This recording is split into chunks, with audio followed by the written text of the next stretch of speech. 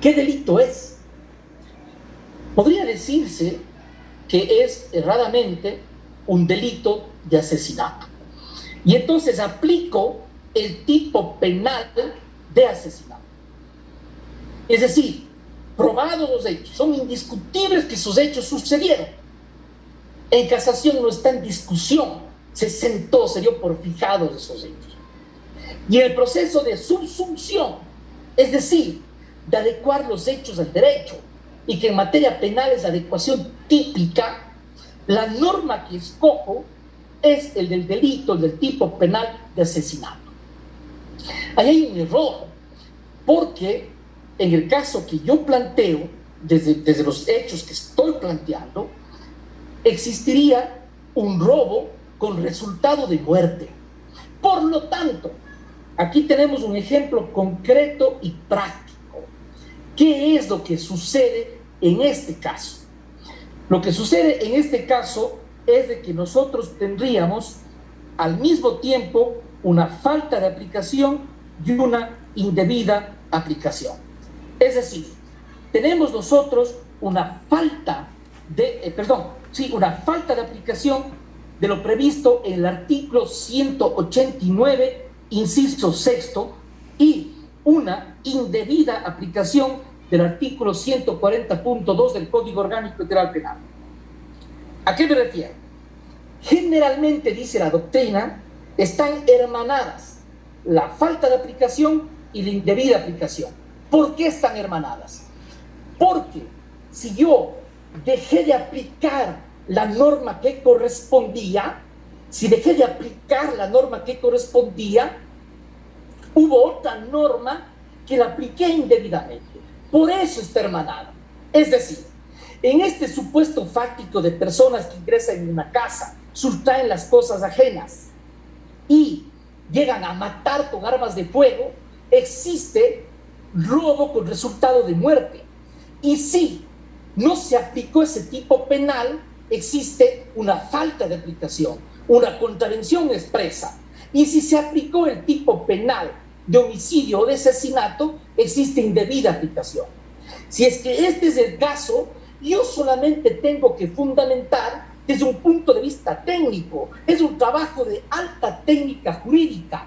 Es decir, lo único que tengo que hacer es partir de los hechos probados, de la valoración probada y ya determinada.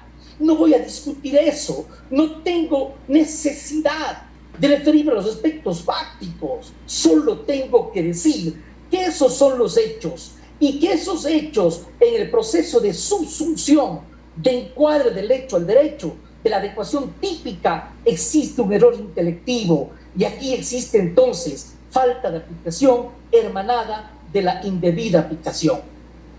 Esto en doctrina de casación se llama la proposición jurídica completa. Es decir, el recurrente, si quiere tener éxito en su recurso de casación, fundamentarlo adecuadamente, tiene que hacer la proposición jurídica completa. ¿Qué quiere decir la proposición jurídica completa? Debo plantear cuál es la norma jurídica infringida. Debo plantear cuál es la causal. En materia de COGEP, cuáles son las causales, en qué numeral.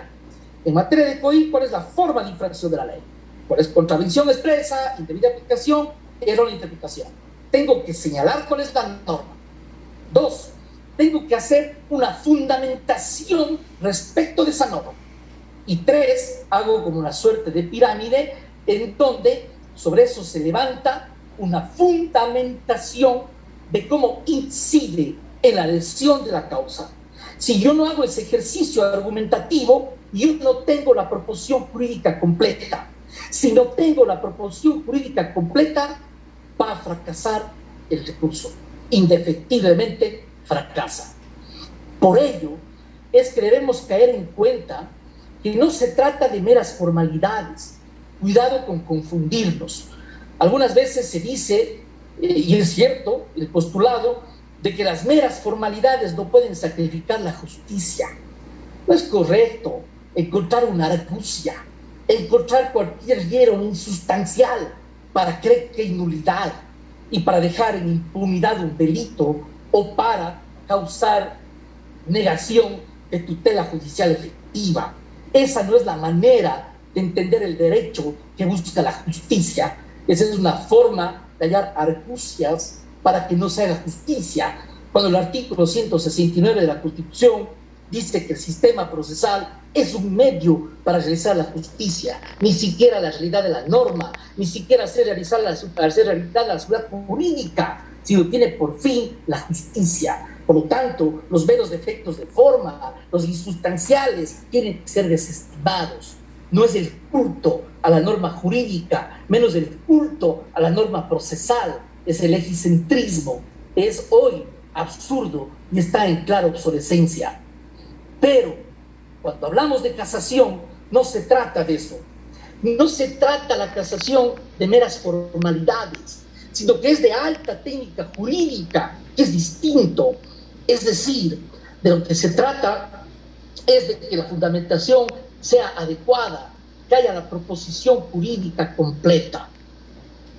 Para concluir, quiero expresar de que los recursos de casación, una vez que son admitidos, no significa que necesariamente se asista a la razón, sino lo que sucede es de que en la parte formal, en la estructura, hay una fundamentación tal que amerita sea convocada la audiencia para tratar.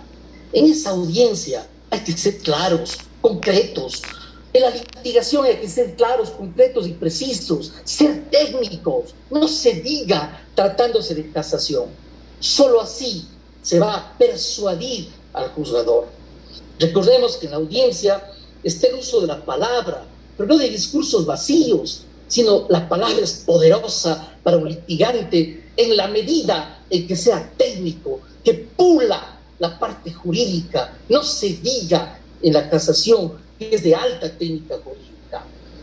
Yo, más que juez, que es un trabajo temporal, soy un hombre de derecho y creo que la institución de la casación es altamente positiva para el ordenamiento jurídico, porque dota de seguridad jurídica, de igualdad ante la ley, dota de unificación de los criterios de los jueces, es decir, la unificación jurisprudencial, y hace que el derecho prime el imperio de la ley.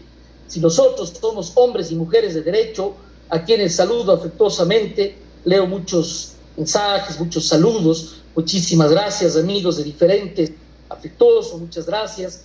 Yo digo que les invito a que siempre profundicemos el pensamiento de que si somos hombres y mujeres de derecho, la idea es que prime el derecho como el mejor instrumento para la armonía social, para la paz social, para la seguridad jurídica, para lograr la justicia. Y la casación en esos términos es preponderante, porque de lo que se trata es de corregir los errores que puedan cometerse y lograr la unificación de la jurisprudencia, el imperio de la norma, la justicia del caso concreto.